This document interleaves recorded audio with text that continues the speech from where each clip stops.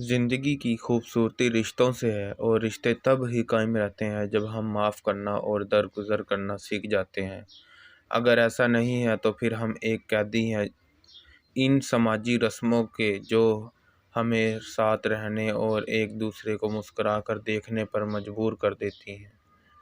اگر آپ نے اپنی چاہ میں کوئی کسر نہیں چھوڑی مگر آپ کا ساتھی پھر بھی آپ سے خوش نہیں تو اسے آزاد کر دیں، اسے ڈھونڈنے دیں آپ سے بہتر۔ یقین کریں محبت ٹھکرانے والے کی طرف محبت کبھی پلٹ کر نہیں آتی۔ کسی کی بدتمیزی سے مت گھبرائیں، وہ بس اپنا تعارف کرواتا ہے۔ سمجھداری اسی میں ہے کہ آپ انہیں پہچان کر آگے چل دیں۔ ایسا شوہر چنو جو آگے کے لیے اچھا ہو، نہ کہ آپ کے والدین کے لیے، نہ کہ آپ کے بینک اکاؤنٹ کے لیے۔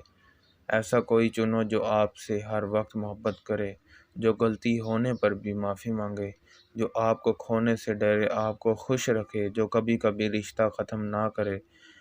ایسے شخص کو کبھی مت کھونا جو ہر وقت آپ کے ساتھ رہنا چاہتا ہو اور محبت کا اظہار کرتا ہو۔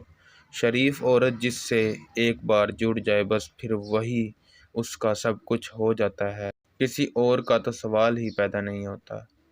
جان دے دے گی لیکن شرک کا خیال تک نہ لائے گی۔